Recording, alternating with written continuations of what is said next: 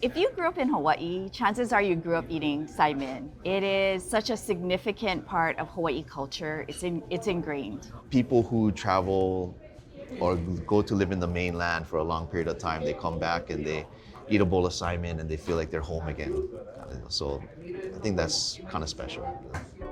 In the islands, our ethnic melting pot has created a diverse community of ʻONO, or delicious food. Let's take a closer look at our local cuisine. Here on ʻONO. I pretty much grew up in the restaurant. I worked every position. I love working dishwasher, busboy. It's my favorite position. Bryce Fujimoto is a third-generation manager at Shiro's Simon Haven. The family-owned restaurant specializes in Saimin, a noodle dish that originated here in Hawaii. Saimin is a local dish derived from ramen from Japan, but it pulls a little more different cultures into it as well. It can be very simple with noodles and broth, but the noodles need to be really good. And the broth is light, but yet there's a lot of umami. Shiro's was started by Fran Matsuo, it's my grandpa, in 1969. He kind of glamorized Saimin because in the beginning, Saimin was more known as a snack, but he really added a lot of other cultural flavors into it. It's really neat because we see families grow up here, and so we're able to, connect with them in different ways and watch the kids grow and in the process feel a little older every year that we serve. Noodles tender and easy to cook, right for any time of day, snack, lunch, party, or late TV. Dress up the soup for namasu or, surprisingly, wind up with chow mein. You can with Okahara Instant Saimin Treat, one of the most versatile food packages on your grocery shelf. The Okahara Saimin has a long history in Hawaii dating back to the plantation era. For the Okaharas, it was the family's first step into American entrepreneurship. Well, my great-grandfather and his wife are from Japan.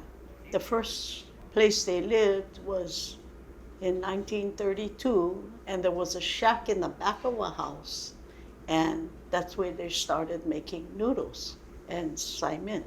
When the Okaharas decided to specialize in Saimin, Tokizo looked up the history of Saimin soup. While little noodles, Sai means little, min means noodle, are known and liked in many lands, he discovered that the soup made with them apparently originated in Hawaii. It's listed. From 3 years old, I had helped my grandma and grandpa and go in and everything and help them. I'm the only one literally grew up there. And I ended up running it.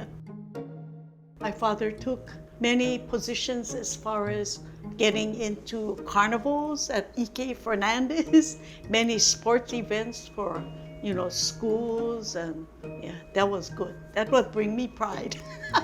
People came to us for help, and we supplied with equipment and whatever they needed. They were very happy. Okahara Simon Factory grew to become one of the largest noodle distributors on Oahu. The popularity of their Saimin eventually earned them a spot on McDonald's menu. Even now, we're closed, retired, and I say, we used to deliver to McDonald's. They go, what? And they get very excited. They say, I used to eat that, We were all over the place, and so Yeah. that was always cool to see just that Okahara Simon logo. That's the pride we have. places, yeah. And then just seeing over generations really how all of the kids would kind of grew up on Saimin.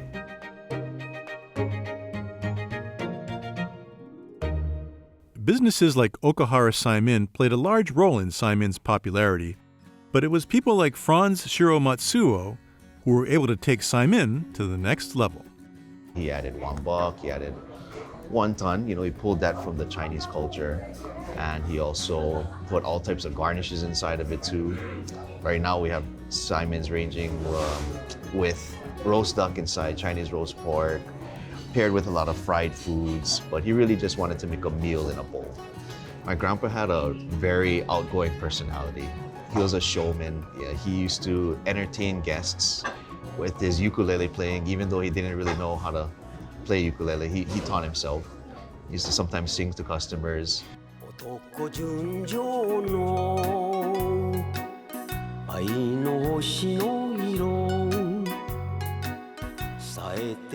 He also wrote poems on a weekly basis. Dear hearts, I don't like the expression, I don't have time, I'm too busy. Let's make it tomorrow, and tomorrow never comes. If you want to accomplish anything, you must make time, and time is not. But, you know, something that made it successful was he had this phrase, keep it simple, stupid. So you don't want to make things so complicated so that nobody else can do it. You want something that's simple and good that everybody can repeat over and over again. It's a unique Hawaii experience. I think if you come from the mainland to visit, you won't find something like this on the mainland. It is not ramen. Saimin clearly draws inspiration from ramen, but what sets it apart? So one of the main differences is the broth. The broth is the main show for the ramen. With Saimin, like I said, it's a little cleaner, a little crisper, and you do have to add some other things to it in order to get that same richness. The regular garnishes you'll usually see in a Saimin bowl is gonna be green onion, maybe some scrambled egg. You can put char siu in there. You can put luncheon meat in there or spam. Whereas, you know, you see in ramen, while there is like a large variety, you know, ramen will have like the roast pork piece, the big piece of seaweed, The green vegetables. green veggies, corn. You probably wouldn't see corn in Saimin. Basic steps of making the Saimin is first we have to cook the noodles, throw the dashi into the smaller pot, add whatever ingredients that you'd like to put in there, bring it up to a boil. So you cool the noodles off after it's cooked, put it into the bowl, and then you add the rest of the pot with the hot ingredients, and then you can garnish it with your cold ingredients after that. For many local residents, Saimin invokes a taste of nostalgia that is tough to find anywhere else.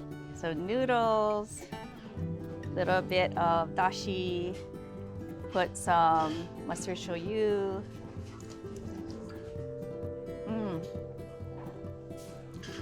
You can really taste the dashi, it's the umami. I grew up eating Saimin. I grew up eating a lot of Saimin and have so many memories tied to it. My kids were raised eating Saimin as well, and they love it. I feel it's such a great representation of who we are, our island state, and I really do hope that they'll stay around for a long, long time so that generations to come can enjoy Saimin.